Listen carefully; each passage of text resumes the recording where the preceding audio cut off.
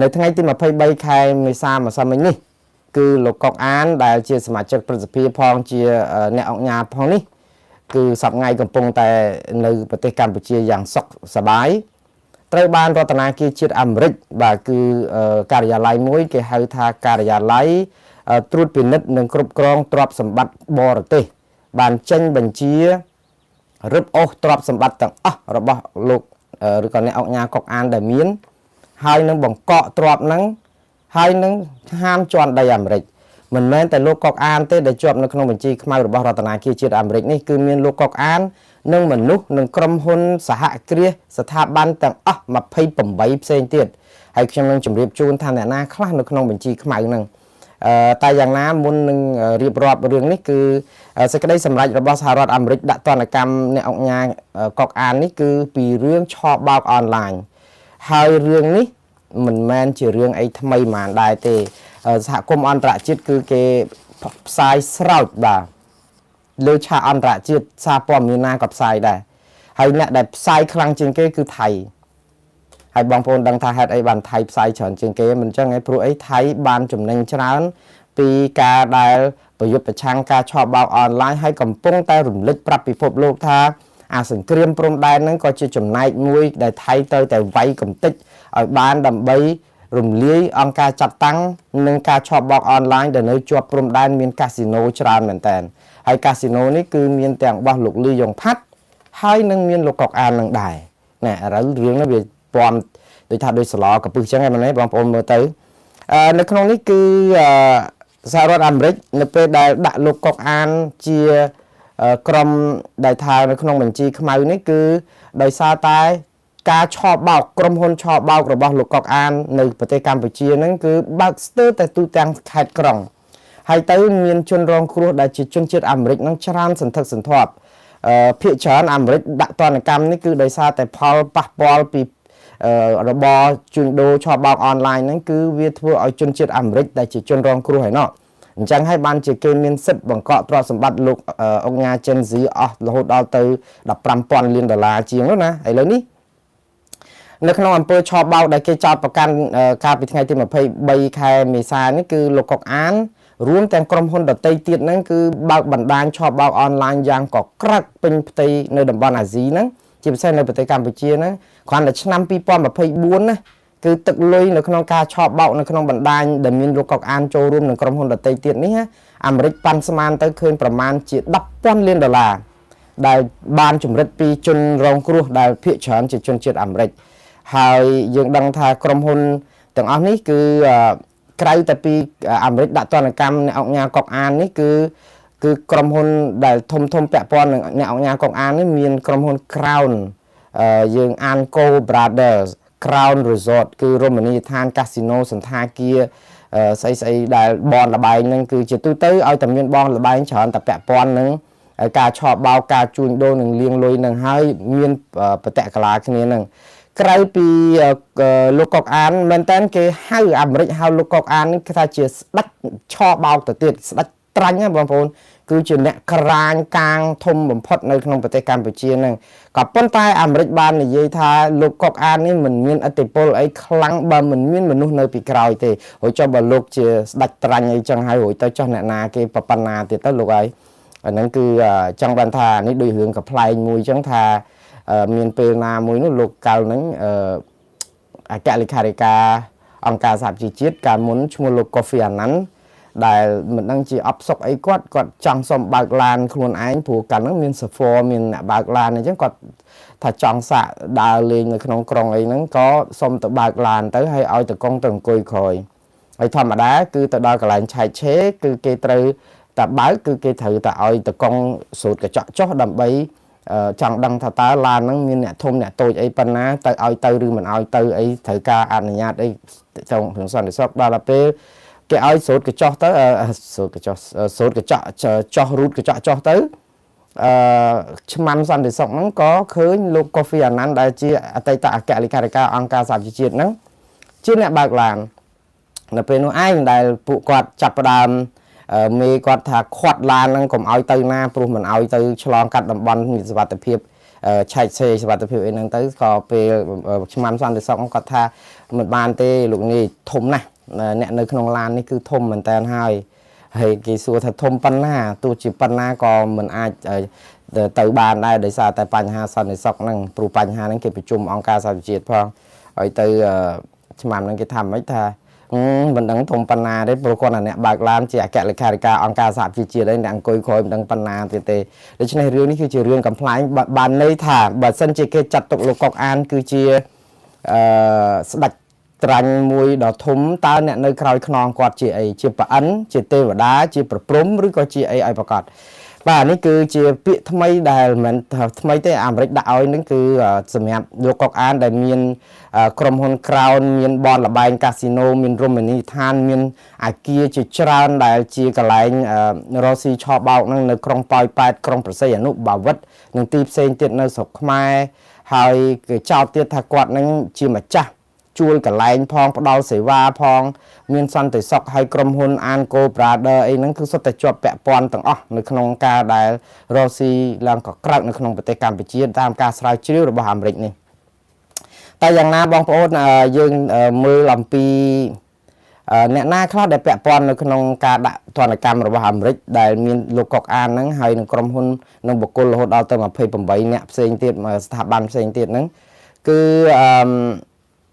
នៅក្នុងនោះគឺមានដៃគូរបស់គាត់ដែលពាក់ព័ន្ធគ្នាទាំងអស់ដែលចូលនៅក្នុងការចោទប្រកាន់អាមេរិកហ្នឹងក៏បានរឹបអូសគេហទំព័រ503គេហទំព័រគឺថាតកតនឹងគេហទំព័របើកដើម្បីដូចថាជារើសមនុស្សដើម្បីឲ្យចូលរួមនៅក្នុងការប្រព្រឹត្តអំពើឆបោកអនឡាញហ្នឹងណាហើយបាទហើយនិយាយទៅគឺដូចខ្ញុំជម្រាបអញ្ចឹងគឺក្រុមហ៊ុនផ្សេងទៀតហ្នឹងមានរិទ្ធីរស្មីដែលជាម្ចាស់អាគារឆបោកមួយនិងគ្រប់គ្រងមជ្ឈមណ្ឌលឆបោករិទ្ធីរស្មីនេះគឺជាប្រធានរបស់ក្រុមហ៊ុនធំមួយឈ្មោះការ99 Culture and Media ដែលគេហៅការ99 Group ហ្នឹង K99 Group បើកកាស៊ីណូហើយរិទ្ធីនេះក៏មានខ្នងក្រាស់ខ្មឹកដែរបើតាមដឹងឲ្យពាក់ព័ន្ធនឹងជនជាតិចិនជាច្រើនក្រុមហ៊ុនជាច្រើនដែលពាក់ព័ន្ធនៅក្នុងការដាក់ទណ្ឌកម្មមាន Heng Feng Cambodia Bank គឺក្រុមធនាគារ Heng Feng Bolai នេះគឺជាស្ថាបនិកបូឡៃនេះឈ្មោះថាលូហុងបានសញ្ជាតិខ្មែរជាជនជាតិចិនហើយក្រុមហ៊ុនរបស់លោកកុកអាននេះមានច្រើនណាស់បងប្អូនគឺជាម្ចាស់ក្រុមហ៊ុន855ក្រុមសជីវកម្មវិនិយោគក្រុម V Trading សម្រាប់ភាគហ៊ុន Anco Specialized Bank ធនាគារពាណិជ្ជ Anco ក្រុមហ៊ុនផ្គត់ផ្គង់ទឹក Anco និងក្រុមហ៊ុនកែបស្អីគេ Hydro Power តកតងនឹងវារីអគ្គិសនីនៅកែបក្រុមហ៊ុនខ្មែរ Electrical Power ក្រុមហ៊ុនមេកុង Portable Water Construction Import Export នាំចេញនាំចូលគ្រឿងសំណង់សម្រាប់គ្រប់គ្រងធនធានទឹកចំណែកឯក្រុមហ៊ុនរិទ្ធីមិញរិទ្ធីរស្មីនេះមានកៃសា Travel មាន Camera មានអីច្រើនទៀតបាទខ្ញុំរាប់មិនអស់ទេហើយឈ្មោះបុគ្គលច្រើនណាប៉ុន្តែខ្ញុំចង់និយាយថាអញ្ចេះតនកម្មរបស់អាមេរិកលើលោកកុកអាននេះណាមានទាំងមិនមែនជារឿងថ្មីទេព្រោះអីបងប្អូននៅចាំទេអ្នកដែលជាប់នឹងបទឆបោកអនឡាញដែរនៅក្នុងបណ្ដាញសង្គមដែលអាមេរិកដាក់ទណ្ឌកម្មកាលពីប្រហែលជាថ្មីនឹងដែរមានថ្មីនឹងមួយគឺតកតងនឹងអ្នកអង្គការលីយ៉ុងផាត់បាទអ្នកអង្គការលីយ៉ុងផាត់ក៏ជាសមាជិកប្រសិទ្ធិកោតាគណៈបកប្រជាជនកម្ពុជាដែរអ្នកអង្គការលីយ៉ុងផាត់ហ្នឹងអាមេរិកខាងរដ្ឋាភិបាលហ្នឹងដាក់នៅក្នុងបញ្ជីខ្មៅតាំងពីខែកញ្ញាឆ្នាំ2024មកម្លេះបាទ2ឆ្នាំជិត2ឆ្នាំហើយក្រោយមកទៀតគឺដាក់ទណ្ឌកម្មលើអ្នកអង្គការ Gen Z នៅឆ្នាំ2025កាលពីខែតុលាអញ្ចឹងជិតមួយឆ្នាំដែរដូច្នេះអ្វីដែលអាមេរិករកឃើញគឺអត់ស្អីចេះខុសទេអាមេរិករកឃើញអត់ចេះខុសទេតែកម្ពុជាចាត់ការតែរឿងមួយចាត់ការលោក Gen Z ព្រោះនៅពេលហ្នឹងអាមេរិកបានបង្កក់ទ្រព្យលោក Gen Z ដល់ទៅ$15,000 លាននៅក្នុងប្រព័ន្ធ crypto រូបិយវត្ថុ crypto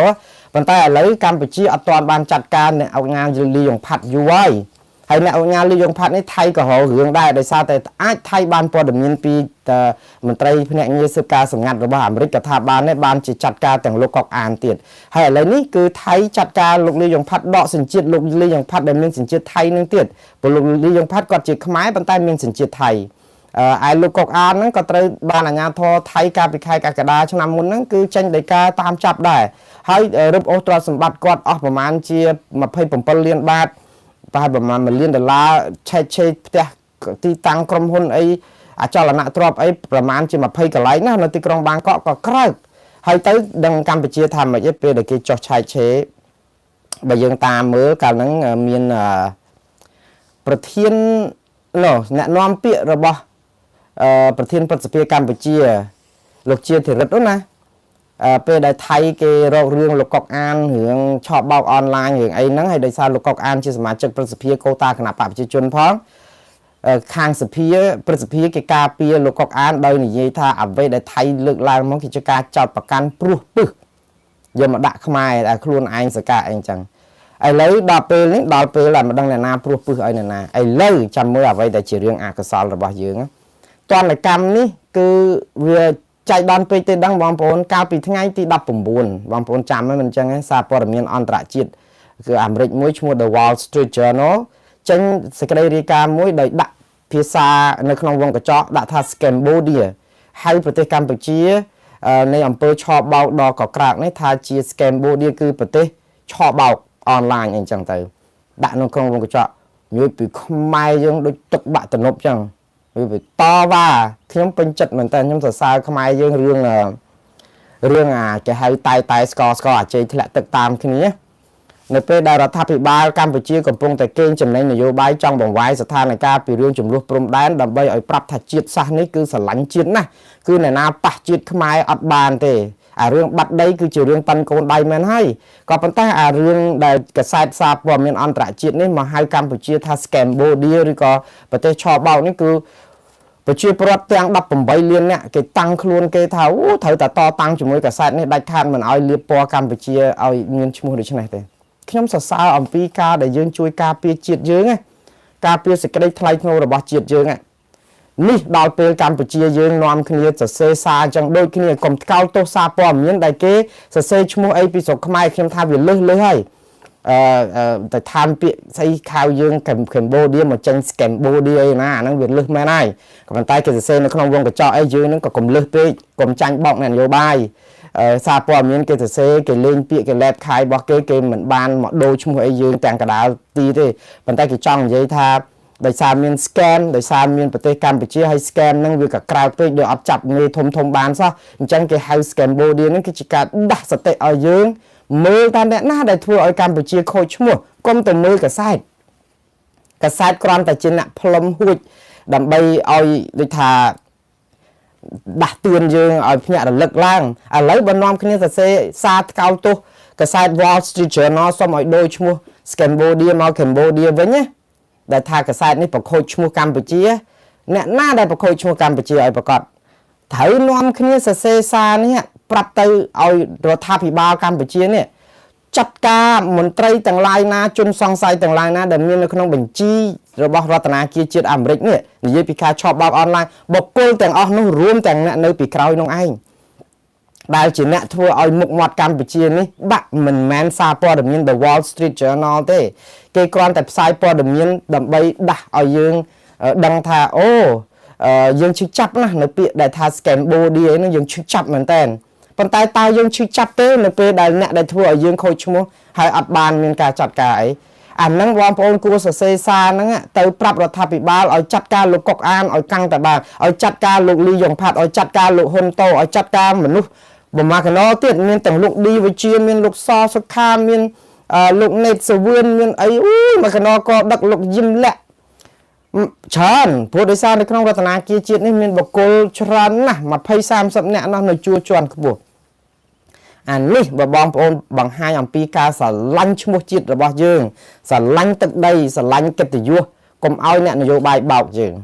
កុំឲ្យគេពវៀងព្រឹត្តិការណ៍ពីរឿងព្រំដែនមកជាការស្រឡាញ់ជាតិដោយស្អប់កាសែត Wall Street Journal ដែលជា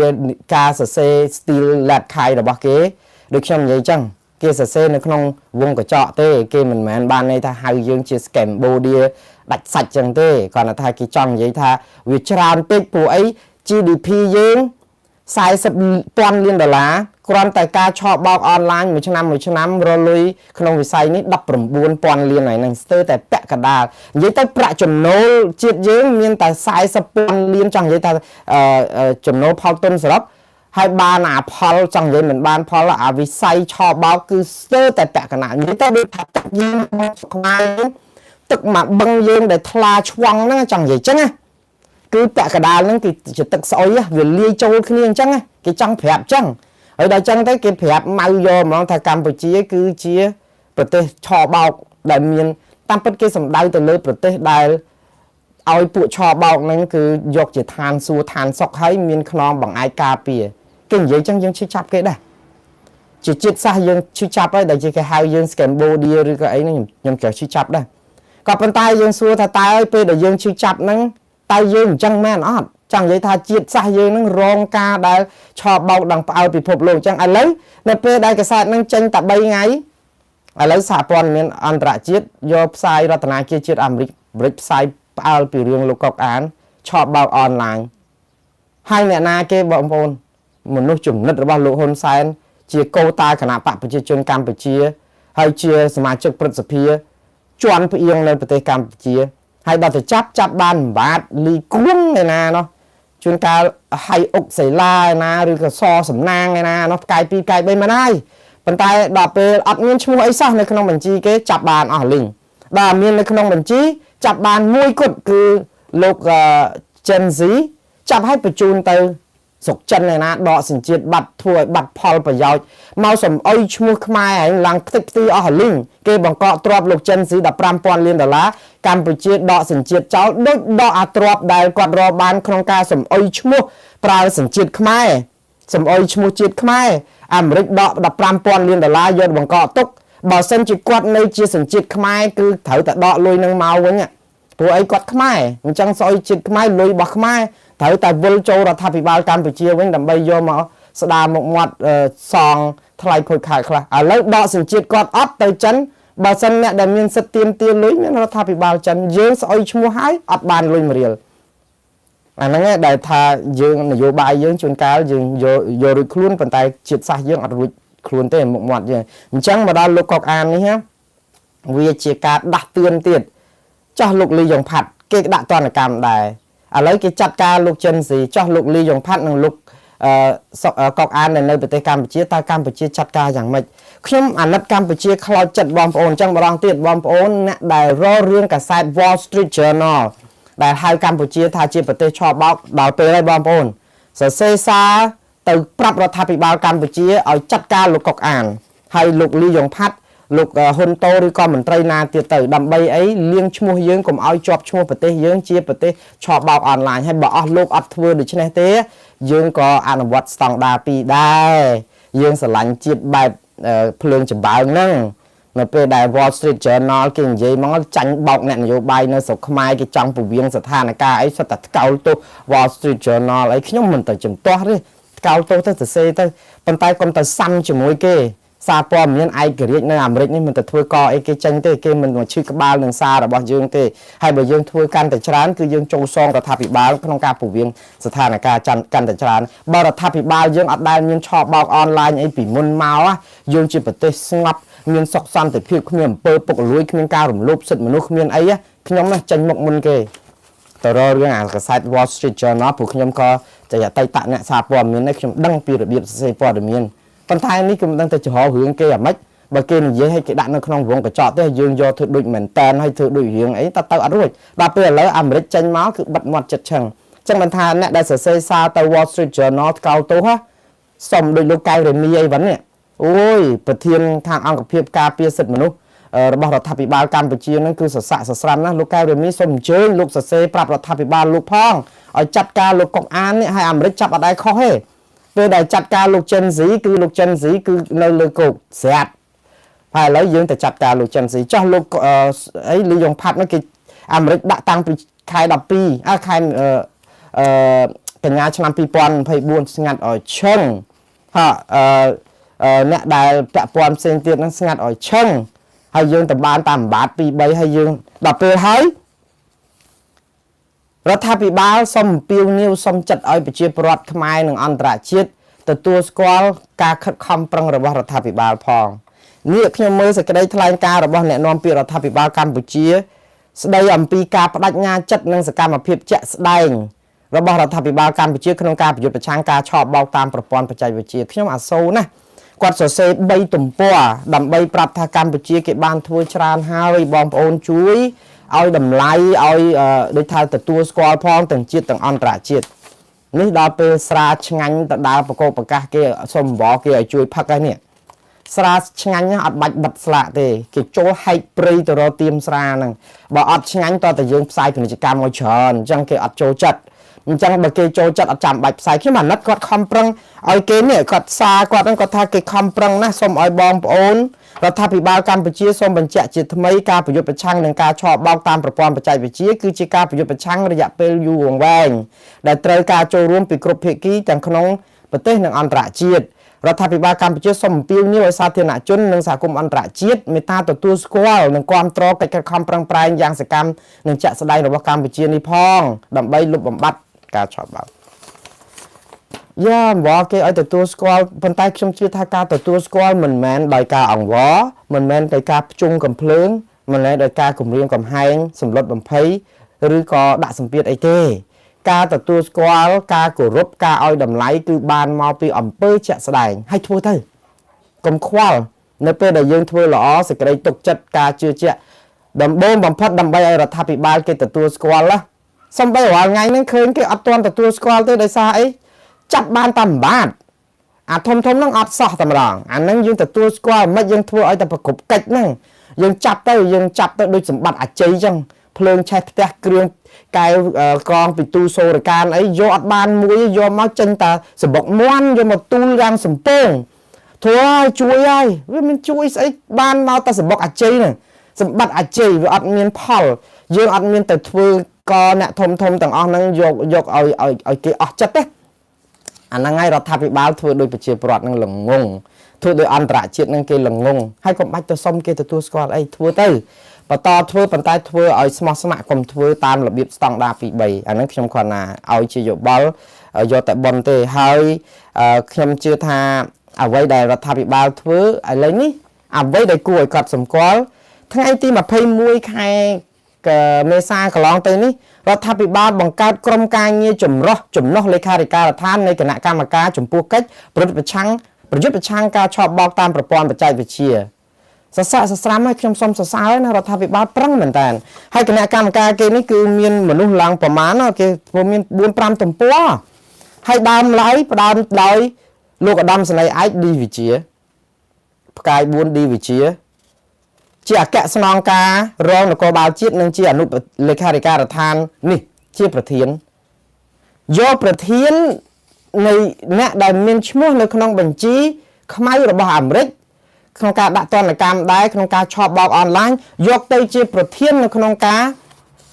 លុបបំបាត់ការឆបោកអនឡាញខ្ញុំនិយាយទៅយើងថាងទៅចោតលោកឌីវិជាអីគេមិនទាន់មានតឡាការណារកឃើញតែគាត់ប្រព្រឹត្តបទល្មើសអីទេដូច្នេះអាហ្នឹងជាការចោតប្រកាន់ទេអញ្ចឹងរដ្ឋាភិបាលយកគាត់ជាប្រធានអីហ្នឹងព្រោះគាត់នៅតែជាជនសង្ស័យរបស់អាមេរិកតាអញ្ចឹងជនសង្ស័យមិនត្រូវចោទទុកថាចាត់ទុកថាគាត់ជាជនអក្រិតឬអីទេត្រូវចាត់ទុកថាជាជនស្អាតស្អំអញ្ចឹងការដាក់មកហ្នឹងក៏អត់មានខុសអីដែរត្រូវហើយមិនខុសទេដាក់គាត់ធ្វើជាប្រធាននៃការប្រយុទ្ធប្រឆាំងការឆបោកអនឡាញប៉ុន្តែបើមាននៅក្នុងបញ្ជីខ្មៅហើយគេសង្ស័យឲ្យទៅយកទៅឲ្យស៊ើបអង្កេតដើម្បីយកខ្លួនឯងទៅដាក់ទោសមែនដាក់គុកមែនវាមានវិមតិសង្ស័យវាមានគេហៅទំនាស់ផលប្រយោជន៍ហើយដល់ចឹងធ្វើឲ្យគេមានមន្ទិលទៀតនេះគេសួរថាចុះលោកឌីវិជាមានឈ្មោះក្នុងបញ្ជីខ្មៅដែរហេតុអីបានដាក់នៅក្នុងគណៈកម្មការហ្នឹងយើងពំតណោតទៀតហើយទៅសុំឲ្យគេទទួលស្គាល់ការខំប្រឹងរបស់រដ្ឋាភិបាលខំប្រឹងដាច់ខ្យល់ស្លាប់អាហ្នឹងបាច់អង្កាមប្រច្រាស់ខ្យល់បាច់ដល់តែដាច់ខ្យល់ស្លាប់ក៏វាអត់ទៅដែរព្រោះទិសខ្យល់វាទៅខាងនោះវាមិនមែនទៅខាងនោះទេមកឥឡូវនេះអូយច្រើនមែនតើនេះទៅខំប្រឹងអានចំណងជើងហ្នឹងដូចទុកជពាក់ច្រើនហ្មងមើលទៅ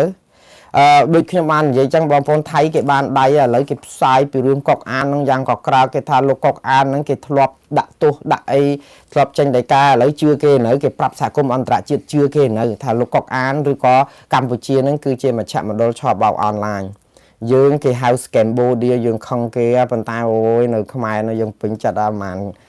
ខែហ្នឹងគឺហៅគេសិតដុនថៃ to me ឯណាអូគេយកពាក្យថៃហ្នឹងមកប្រើជាកិរិយាសព្ទប្រែថាកុំបោកខ្ញុំឯណាអូយសបាយនិយាយទាំងចាស់ទាំងក្មេងទាំងមន្ត្រីទាំងរាជសាមញ្ញអីហ្នឹងពេញចិត្តណាអង់គ្លេសមិនដឹងចេះច្បាស់ប្រហែលទេប៉ុន្តែអាពាក្យដុនថៃ to me ហ្នឹងគឺប្រើយ៉ាងពេញមាត់ហ្មងគឺចង់ប្រាប់ថាកុំបោកខ្ញុំចង់និយាយពាក្យកិរិយាសព្ទយកពាក្យជនជាតិថៃគេនឹងយកមកប្រើពាក្យជាការបោកទៅវិញហើយដល់ចឹងទៅយើងអូតាមគ្នានឹងសដុនថៃទូមីសងរាល់ថ្ងៃអញ្ចឹងឥឡូវមិនសាក់ទៅអ្នកដឹកនាំវិញទៅប្រើពាក្យថាកុំបោកយើងវិញមើលថាអ្នកណានៅពីក្រោយខ្នងនៃការឆោបបោកធ្វើឲ្យប្រទេសកម្ពុជាខូចឈ្មោះមានតែមន្ត្រីទាំងអស់ហ្នឹងនាំគ្នាបាតកម្មអកក្រៅឲ្យរដ្ឋាភិបាលចាត់ការមន្ត្រីទាំងអស់នេះមើលអាហ្នឹងបានយើងស្ដារមុខមាត់យើងបានរដ្ឋាភិបាលកម្ពុជាសំទោសអាមេរិកជូនរង្វាន់$4 លានអញ្ចឹងបងប្អូនណាដែលបានដំណឹងពីឈ្មោះ Darren Lee ជាជនជាតិចិនមានក្រុមហ៊ុនបនលបែងរស់ស៊ីឆបបោកអនឡាញទាំងនៅភូមាហើយថាគ្រូមកបើកមជ្ឈមណ្ឌលឆបបោកនៅស្រុកខ្មែរនឹងទៀត$4 លានហ្នឹងបើរកព័ត៌មានឲ្យចាប់ខ្លួនគាត់បានដែលជាជនជាតិចិនហើយស្នាក់នៅចេញចូលស្រុកខ្មែរនឹងញឹកញាប់តែឥឡូវមិនដឹងនៅណាទេបាទក្នុងពេលជាមួយគ្នាហ្នឹងគឺយើងនិយាយពីរឿងការឆបោកថៃគេចំណេញមែនតើរដ្ឋមន្ត្រីក្រសួងការបរទេសចិនលោកវ៉ាងជីម្សិលមិញចាប់ដៃជាមួយលោកប្រាក់សុខុនជាមួយនឹងលោកទាសីហាអូយើងមើលទៅចិនជួយយើងថ្ងៃនេះទៅដល់ថៃទៅចាប់ដៃលោកអនុទិនច័ន្ទវរៈគុលញញឹមញញែមសហការប្រយុទ្ធប្រឆាំងការឆបោកអនឡាញហើយថៃគេយកឱកាសភ្លាមគេថានាយករដ្ឋមន្ត្រីការបរទេសថៃលោកវ៉ាងជីបានប្រាប់ទៅភាគីថៃថាកម្ពុជាបោះបង់ការតតាំងប្រយុទ្ធប្រឆាំងជាមួយថៃហើយលែងប្រឈមមុខជាមួយថៃហើយណែចង់បានតែការចរចាទ្វេភាគីឲ្យចឹងបានគេលែងតតាំងនេះគេចង់សម្ដៅថាថៃយកដីទៀតឬយ៉ាងម៉េចចាស់ថៃនឹងក៏ចេះតែយកពាក្យយកទៅដាក់ញុកក្នុងមាត់កម្ពុជាយ៉ាងម៉េចតាមរយៈលោកវ៉ាងជីនឹងថាឲ្យលោកវ៉ាងជីឃើញចាក់ខ្សែឃើញចិនចាក់ខ្សែមកឃើញគឺលោកអើមួយខ្មែរអូសិតតែយុទ្ធសាស្ត្រ 2+2 លាក់នឹងលាក់អីអញ្ចឹងទៅថាចិនជួយចិនអត់ដែលជួយទេដល់ពេលហើយទៅខាងថៃចឹងសហការជាមួយថៃក៏ប្រលេះដៃខ្មែរចោលតដែលចាញ់បោកចិនទៀតបាទឥឡូវតកតងរឿង MOU 2001វិញគឺថ្ងៃនេះអ្នកនាំពាក្យក្រសួងការអ្នកនាំពាក្យរដ្ឋាភិបាលថ្មីរបស់ថៃគឺលើកឡើងថាមូលហេតុនៃការលុប MOU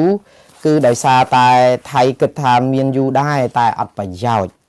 MOU 2001នេះគឺសំដៅ MOU នៅក្នុងការដែលគ្រប់គ្រងដែនសមុទ្រត្រួតស៊ីគ្នានៅតំបន់កោះគុតហើយឥឡូវថៃគេយកដាច់ហើយបើសិនជាក្នុងន័យនេះគឺបានន័យថាកុំឲ្យប្របាក់ចែកលុយពេលដែលអត់ MOU ហ្នឹងបានន័យដែនសមុទ្រត្រួតស៊ីគ្នារួមទាំងកោះគុតកោះអីហ្នឹងគឺកាលមុនកោះគុតថៃគេថាគេ 100% 1លាន%ប៉ុន្តែឥឡូវអាដែនសមុទ្រហ្នឹងគេមិនឲ្យខ្មែរទៀតយើងទៅប្រើច្បាប់អីប្រើប៉ុន្តែអញ្ចឹងគេថាចេះថៃគេថាខ្ញុំដកស្រង់សម្ដីគាត់គឺអ្នកស្រីរចដាដាណា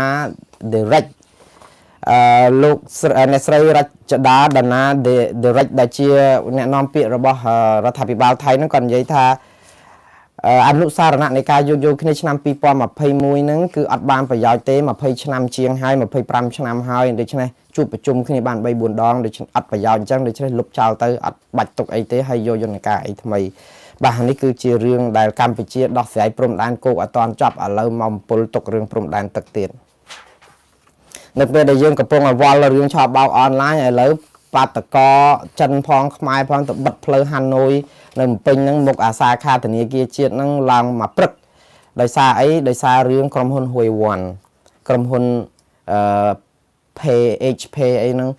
រដ្ឋធនាគារជាតិហ្នឹងបិទទៅ